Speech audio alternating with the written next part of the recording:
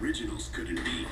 Painting with explosives. I can't wait to get out there and just paint this room. The only thing that can stop elimination That did not work. is a weapon of mass decoration. The Deathlight 3000. My prediction.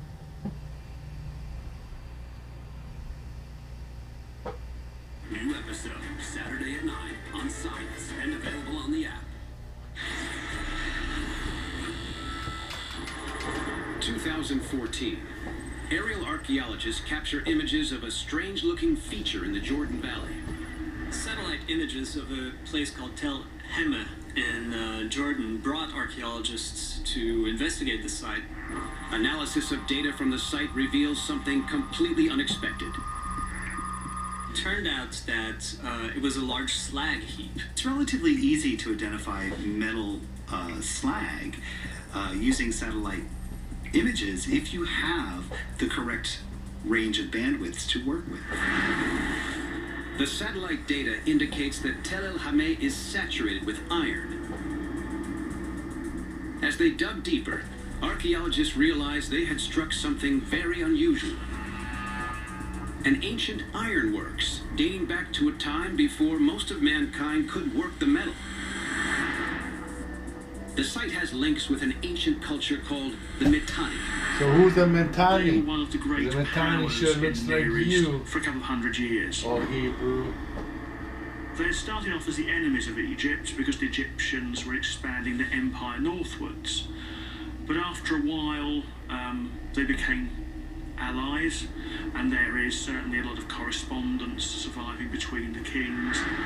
The discovery of a source of prehistoric iron could offer an answer.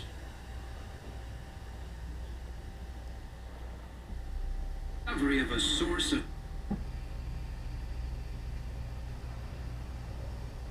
links with an ancient culture called the Mitanni. They were one of the great powers in the Near East for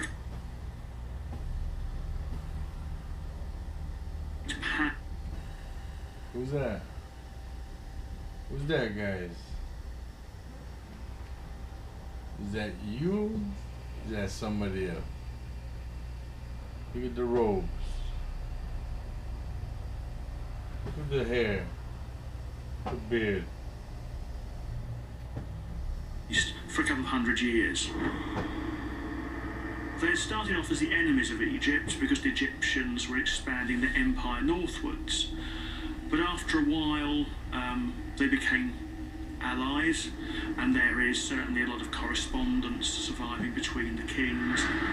The discovery of a source of prehistoric iron could offer an answer to a mystery that's eluded archaeologists for more than 90 years. The mystery begins in the Valley of the Kings, Egypt. Here, ancient Egyptian pharaohs once lay buried among untold riches of gold and gems. In 1922, British archaeologist Howard Carter stumbled across the biggest archaeological discovery of the 20th century. The tomb of Tutankhamun remains one of the most stunning archaeological discoveries of all time. Of all time, yeah, there's pyramids bigger in America. Imagination, which led to a whole outburst of Egyptomania, where everything Egyptian was sexy and cool. The 3,300-year-old tomb was filled with treasure. Tutankhamun's mummy was absolutely covered in jewellery, collars, amulets, but also two daggers. And one of those daggers had an iron blade. But King Tut lived during Egypt's Bronze Age, at a time when iron manufacture was technologically impossible. How did King Tut obtain iron when iron basically didn't exist? One possible answer comes from a set of tablets written in an ancient Middle Eastern script at the time of King Tut's grandfather. The Amarna letters are a series of ancient texts that date from the time period right before Tutankhamun's reign. And among other things, they mention a series of gifts sent to Egypt. Look at this shit.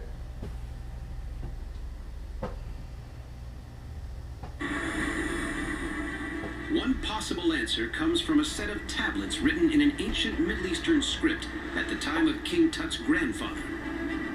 The Amarna letters are a series of ancient texts that date from the time period right before Tutankhamun's reign.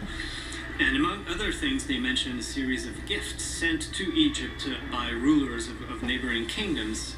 Included in this list is a number of daggers with iron blades. Is it possible that this is the source of that dagger? According to the Amarna tablets, the Pharaoh of Egypt received iron daggers from people with close links to the iron smelting site discovered in Jordan. If we could identify one of these daggers sent by the king of Mitanni to Tutankhamun's grandfather as being the one found on his mummy, that'd be... So is Mitanni the South American Hebrew king? And because you know that South America had the iron ore that fell from the sky that was the strongest iron. But there's no real... Campo del Cielo, this is what it's called. On the face of it, the coincidence of the Amarna letters with the iron smelting site looks compelling. But when archaeologists investigate further, they realize the dates don't match. It's a very disputed site. See, the dates don't match because this is what happens. They tell you it's in the Middle East, it's in Africa. Then they go and, oh, the dates don't match. Oh, inconclusive. I'm sorry. Nothing can validate your history. Because this is not the area. These things came out of the South America, what they called West Africa. They called that Southwest Africa. And North America, they call that Northwest America or Northwest Amexem. So when they're talking about where you from West Africa, they mean you're from America. So when they're talking about these sites are not in the Middle East. They're in America. That's why nobody pays attention to these pyramids and these temples on this side. That's why you don't know about any of these artifacts. Though archaeologists still debate the exact start date, the site at Tel El Hameh may have started production too late for Tutankhamun. This dates to probably about 1000 BC, which makes it 300 years or so after Tutankhamun. But some experts claim the mainstream Egyptian timeline could be off by as much as 300 years, which would put Tutankhamun back in the frame. Yet there is another more significant obstacle to the idea the dagger was forged by Egypt's advanced neighbors. Chemical analysis of its iron yields shocking results. Here we go. This is probably what's gonna... This particular dagger doesn't rust. And that's what makes it special. The quality of the iron is fantastic. It's pure, almost made. How much you wanna bet that this Campo del Cielo iron from South America does the same thing? How much you wanna bet? Centuries later, when people became experts at creating iron. The blade is so pure that in over 3,000 years, it hasn't rusted at all. No one in the world is capable of producing that kind of metal in pre-modern times. No, you don't understand. What about the Jaredites then, huh? What about the Jaredites? The American copper blades, that's such amazing work. That's unbelievable for those time periods, because nobody could do that. Isn't that what you said? You guys, it's like you guys never read any of your own work. You're just going off anything. But no one on Earth was capable of making such high-quality iron back then. All the clues lead to the same remarkable conclusion. This iron wasn't mined by man. So there's a high content of nickel. See, there we go. There it is. Now it's alien because we're stupid We couldn't do anything like that. So aliens. Which indicates, in all likelihood, that this metal is not from Earth. That's what I just fucking said. It came on a meteor shower. It was recorded in the Bible as the Battle of the Amorites. In history, it's recorded as Campo del Cielo. And this is a super durable iron. Just look these things up. They're verifying everything. The sky is hugely important for Egyptian mythology. There are gods of the sky. Any kinds of things coming from the sky would be seen as potentially gifts or some kind of offering of the gods. Ancient hieroglyphs throw further light on these deities. When you look at some early religious texts, it talks about the bones of the gods being made of iron. Not only that, the term for iron was bir empet, which means iron from the skies. The ancient Egyptians believed... Those are not ancient Egyptians. Those are Hebrew Israelites, or Hebrews. Egyptians never have full beards. These people they're showing right here have full beards. Look how they're praying. When we pray with our hands in the air and we fold to the ground. This is exactly how they're praying. They look exactly like you. They're being called Egyptians. They ruled in Egypt. Who ruled in Egypt? They want to talk about you so bad, but they don't want you to know it was you.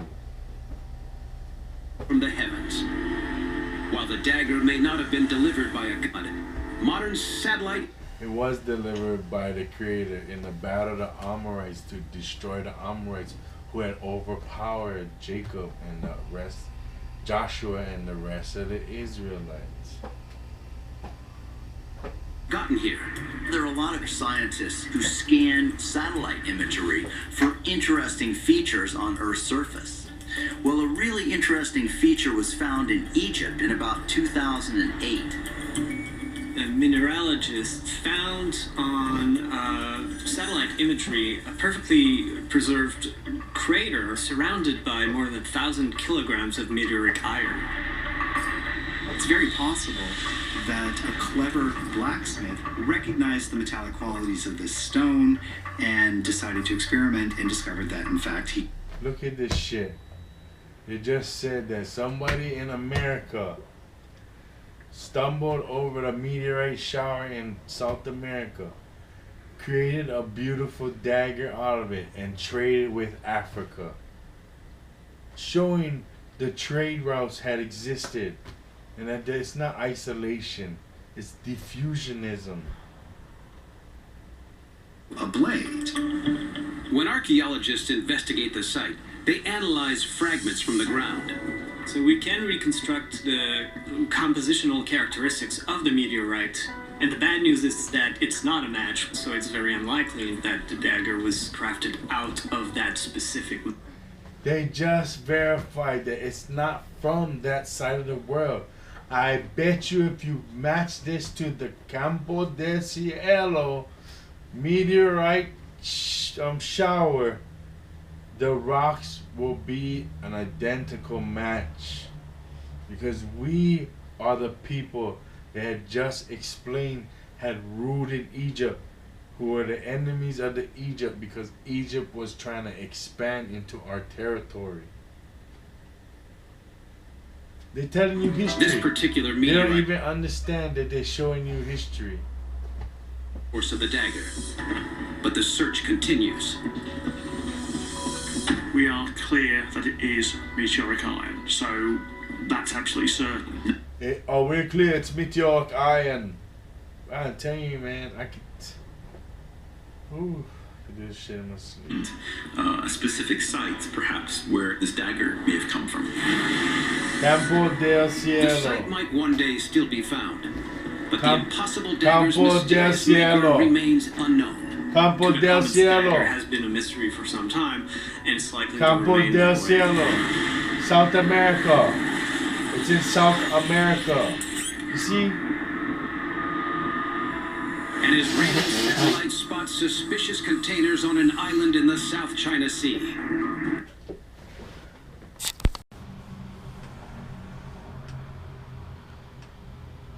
Hello, this is Francisco Perez. Welcome to another educational lesson. So we're continuing from a video I did. It'll be before this, so this will be consecutive. So in the same video. Sorry, but so we're gonna get into it today.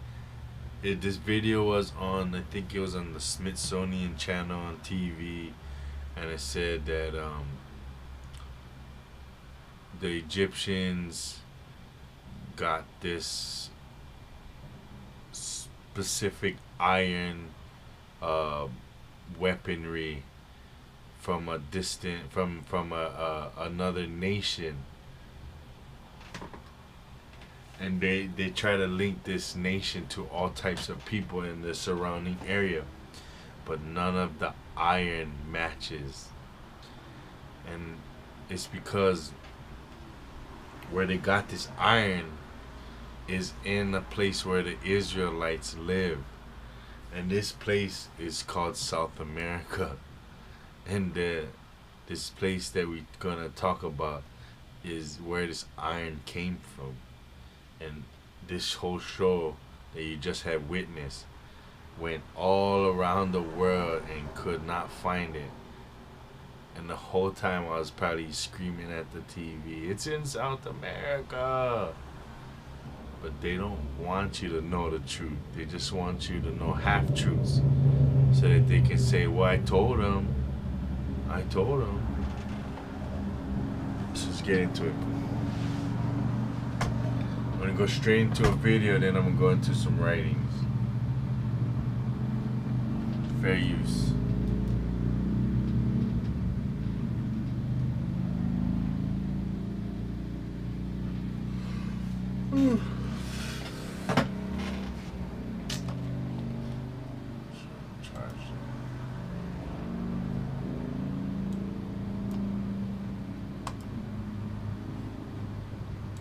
Fair use.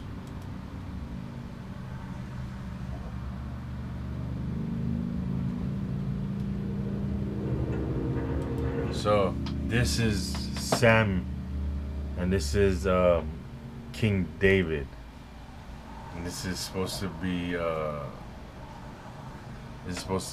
during that time period. Now they're not saying they're in South America, but this is the part of the Bible where they uncover this special iron.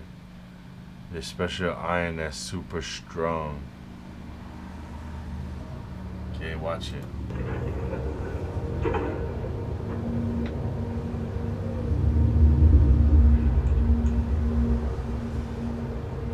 It's heavy. What is it? The Egyptians called it copper from heaven. Very rare. So Egyptians called it copper from heaven, a very rare form of iron, right? Copper from heaven. Form of iron. Why did they call it copper from heaven? Well, because when Joshua had laid siege to these people in America, in South America, they had more people in the opposite army, and then all of a sudden these super heavy meteorite iron came showering down, help aiding the Israelites in victory. The Egyptians called it copper from heaven. It's heavy. What is it? See, and it's The heavier. Egyptians called it copper from heaven. So right here you gain all these characteristics of it's heavy. It's called copper from heaven. It's a unique iron. Alright? It's an important iron. Very rare form of iron.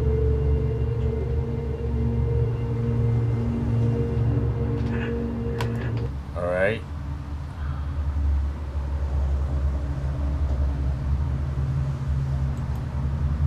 Now in the Bible, An amazing display of God's powerful. over Gideon, to stand still over Gideon. This was an amazing display of God's power over his creation. Surely, the Lord was with Joshua, and he fought for Israel.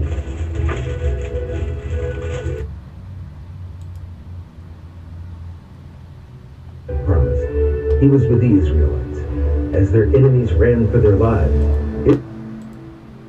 So this is an animated version of the Battle of the Amorites and Joshua. So what happened was they went to war and they were aided by meteorite showers that took out most of the armies, the enemy armies. All right. Today we cannot find this place. They keep going. No matter what, we can't seem to find where this had happened. Well, I'm here to tell you this is where it happened in America, and today we named it Campo del Cielo.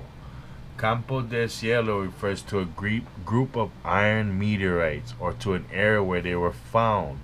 This area is situated on the border between the provinces of Chaco Canyon, and Santiago del Estero, 1,000 kilometers northwest of Buenos Aires, Argentina, the crater field. So this is they'll tell you all kinds of crap, but right here it says Campo del Cielo, which is called the field of heaven.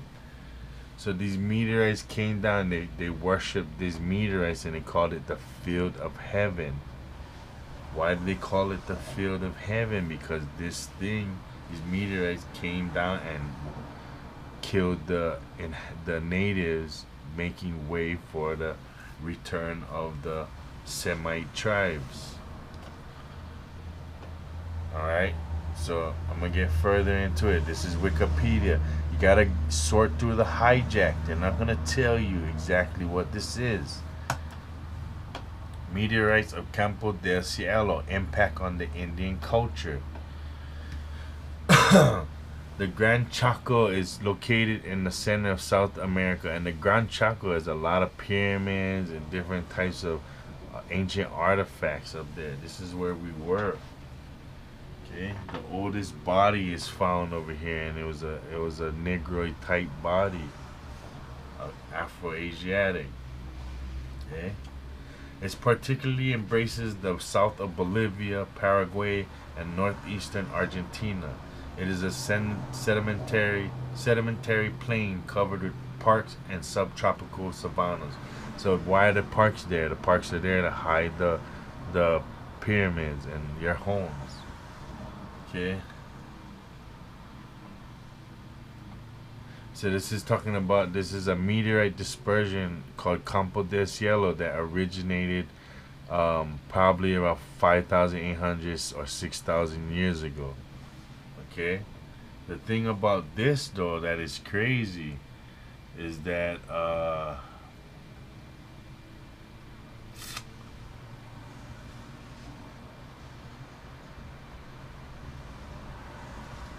hold on one second. The thing that I wanted to show you was that these Indians take a pilgrimage to this site every year, and they they do like ceremonies to worship this place called the Field of Heaven. So they'll tell you all kinds of stories, but that's what they say. So now we understand that the Europeans cannot find where these Egyptian iron came from that was given to the Egyptian. But I'm telling you, it was here in America that it was found. Look at some of these artifacts found in America. Sewn onto clothing. Isn't that interesting? Pearls, pearls, pearls. Love their pearls. Breastplates and head plates, that's where you find them in the scriptures. That's what a head plate looks like. This right here is the back of the head. This is the crown. This is the forehead. These are grommets. These things were held together with a leather or a cloth covering. This is another one. These things, big flaps, cover your temple and your ears. This guy here is buried with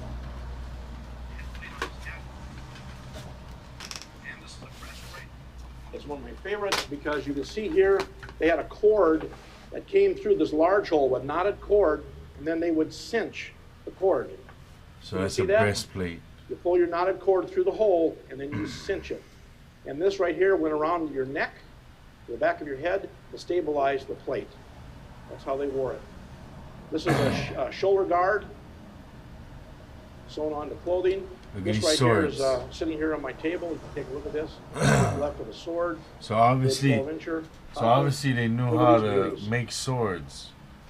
So you cannot tell me that they never take this iron that was there from South America and give it to these kingdoms to pay homage, to say we recognize you as a great kingdom, and we want to do negotiations and trade with you.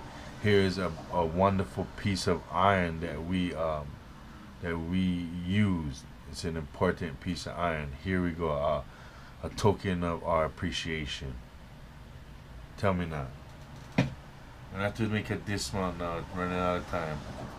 Taken off the Missouri River in North You Dakota. can look all this up. This is Wayne May, mighty Book fine of Mormon stuff. Archaeology in All North America. Oprah. Mighty fine. Mighty. This guy was walking his dog on the beach of Lake Superior about 2 years ago. The tip of this was sticking up in the sand. He just reached down and pulled it up. What a great morning, huh? And there's the swords. Oh, by the way, we have lots of, what are these called? Scimitars. We got lots of scimitars. Lots of scimitars. Big swords. Oh, I got to back up. That's kind of a fun one. This is a friend of mine. Even though he's got these things, he wrote this report up, and look what he says over here. Some, none, or all of the specimens pictured in this plate 1 may have served as a sword. Swords. See, you say all right, sword, we're gonna head that's that out. blasphemous in Thank you archaeology. very much.